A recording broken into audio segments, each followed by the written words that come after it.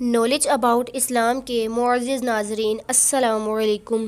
تو آئیے آج ہم ایک دلچسپ موضوع کے ساتھ ملتے ہیں جس میں ہم جانیں گے کہ صدیق اکبر کا نبی پاک سے عشق کیسا تھا۔ تو آئیے ناظرین سب سے پہلے ہم صدیق اکبر کا تعارف جانتے ہیں۔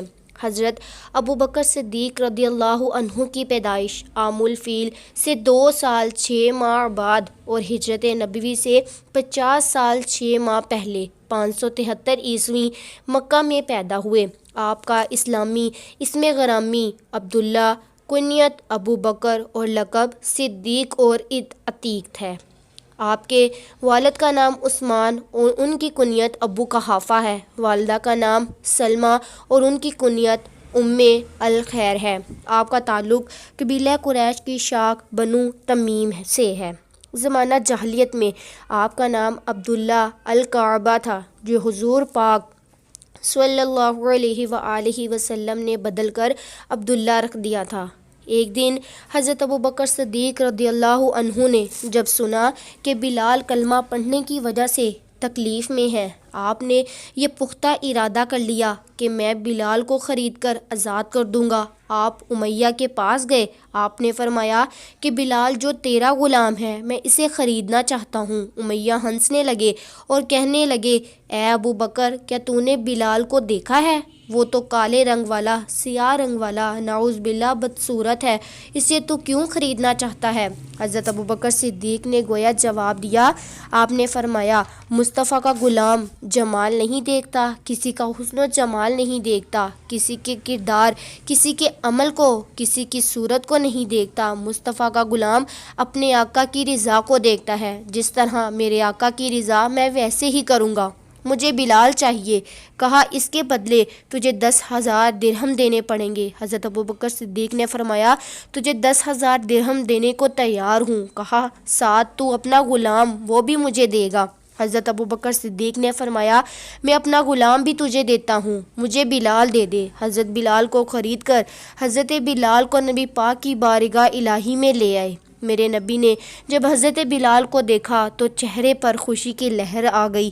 میرے نبی پاک نے فرمایا، اے ابو بکر، تو نے بلال کو خریدا ہے، اگر آدھی قیمت میں دے دوں تو بلال مجھے دے دے گا؟ تو حضرت ابو بکر صدیق رو کر عرض کرنے لگے، یا رسول اللہ، آپ نے کیسی بات ارشاد فرما دی ہے؟ میں کون ہوتا ہوں آپ سے قیمت لے کر غلام دینے والا؟ یا رسول اللہ، سچی بات تو یہ ہے میں نے بلال کو اپنے لیے نہیں بلکہ آپ کے لیے خریدا ہے، آپ کی خوشنودی کے لیے خریدا ہے۔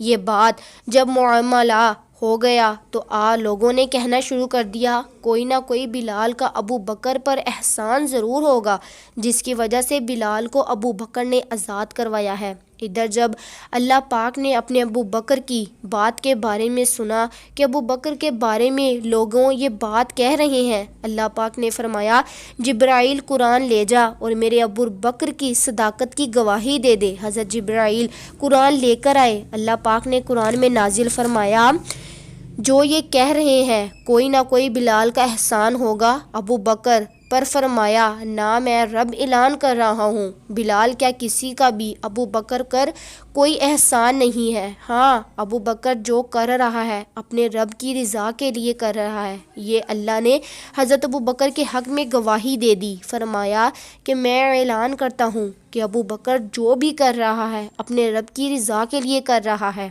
میرے رب راضی ہو جائیں۔ تو جب رب تعریف کر رہے ہوں ابو بکر کی تو ہم کیوں نہ کریں؟ وہ تو حضور کی سنت کو ادا کر رہے ہیں جس کی تعریف مصطفیٰ نبی کریم نے فرمائی ہے، ان کی تعریف نبی پاک کر رہے ہیں، تو صدیق اکبر کی تعریف ہم کیوں نہ کریں؟ دوستو، میرے پیارے ناظرین اسلامی بھائیوں بہنوں، صدیق اکبر کے بارے میں جتنے واقعات، جتنے موضوعات، جتنے بھی واقعہ ہم سنا لے کم ہیں، ان کی شان میں ان کا نبی پاک سے عشق ایسا ہے کہ ان کے بارے میں جتنے بھی واقعات بتائے جائیں اتنے ہی کم ہیں۔ تو ناظرین، آئی ہوپ آپ کو آج کی میری یہ ویڈیو، یہ موضوع بہت پسند آئے گا۔ اگر پسند آئے تو کمنٹس باکس میں اپنی رائے لائک، شیئر اور سبسکرائب ضرور کیجیے گا، اور اپنی رائے کا اظہار بھی ضرور کیجیے گا، اور بیل آئیکن کو ضرور دبا دیجیے گا تاکہ میری آنے والی ہر نیو ویڈیو آپ تک پہنچ جائے۔